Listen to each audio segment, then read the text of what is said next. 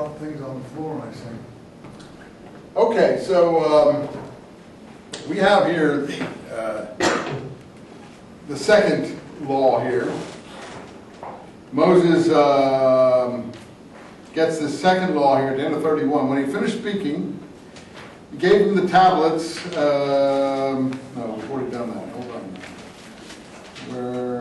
Where do we leave off? What chapter were we on? 34. 34, yeah. Okay, so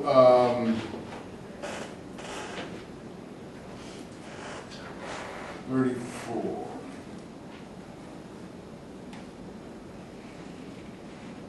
Where's the passage? Oh, there it is. 32 was the blot out of your book. Okay.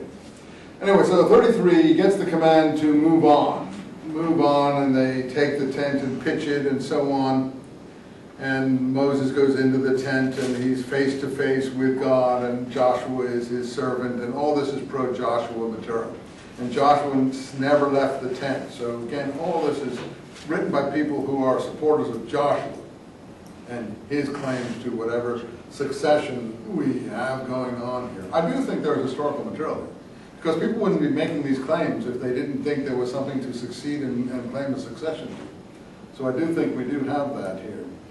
Anyway, so somehow Moses is up on the mountain again. And this I don't understand at all, how in line 18 he's up again. And I don't remember him going up. Maybe you do. I thought he was down in the tent of meeting a moment ago. In any case, he's back up again, and the Lord, or Moses, or God, or Yahweh says to Moses, lying in chapter 34, cut 2 tablets of stone, like the first ones, and come up the mountain. Well, he's going up again now. Whether these are misplaced, or there's a lacuna, or the narrator didn't get the flow right, I will inscribe to them the words that were on the first tablet. So once again, God is going to do the inscribing, not Moses. All Moses does is cut the tablets. So line 4, Moses cut the 2 tablets. Now, these 2 tablets must have been in shrines in Palestine, or Israel, or Judea. Probably first in the northern Eli Shiloh shrine that we get in the when Eli as a priesthood before David starts to function. And then later in the Davidic temple, probably the 10 Commandments were there, and these are the legends that were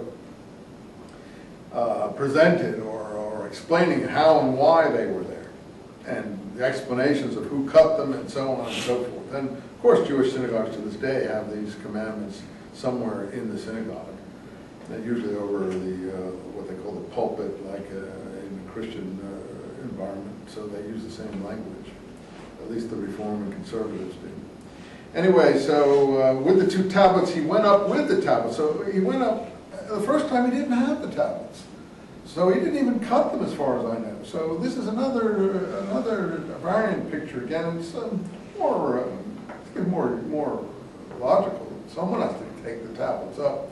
God just didn't write on some old stones up there. So these are dressed stone tablets, so I guess someone had to dress them. So the promises are pretty much the same. Tear down the Canaanite altars, smash their standing stones, cut their sacred poles, and so on and so forth.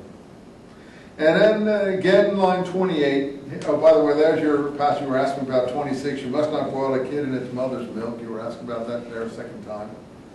So again, why you need it twice, I don't know, except the pretense is we broke the first one, but it wasn't even on the tablets the first time. He couldn't have written all this on the tablets.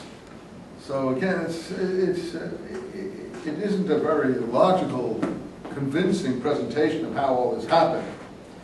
But be that as it may, it could be that boiling a kid in its mother's milk has more significance than maybe I'm giving it.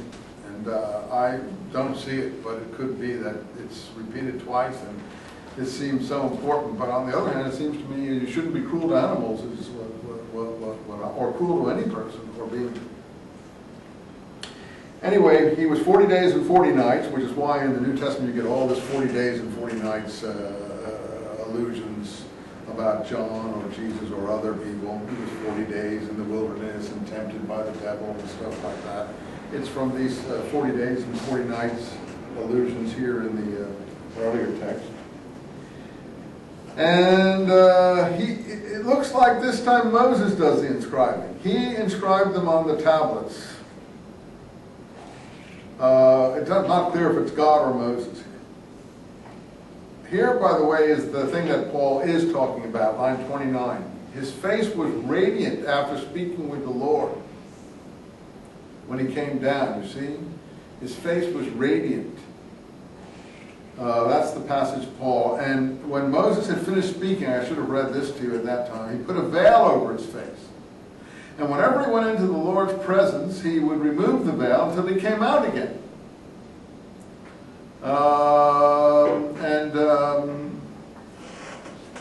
The sons of Israel would see the face of Moses radiant. That just totally contradicts Paul in 2 Corinthians. They saw the face of Moses radiant. So I mean, again, I don't obviously believe Moses' face was ever radiant, but that's neither here nor there.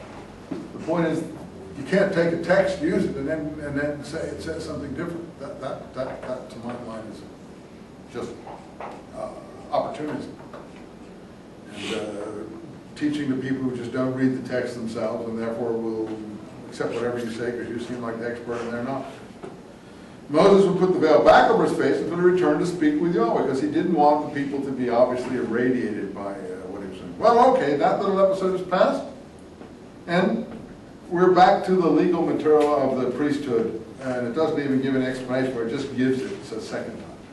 It even has Bezalel being the craftsman here in 36:2 and 35:30. Yahweh singled out Bezalel, son of Uri. So it's just another text line they had, and they put it again in here. And 37:1, Bezalel made the ark. To my mind, that is really has to do with the Temple of David. 38:22, Bezalel, son of Uri, son of Hur, the tribe of Judah, made all that the Lord had directed Moses to have made. And another fellow, Oholiab, son of Ahisamach,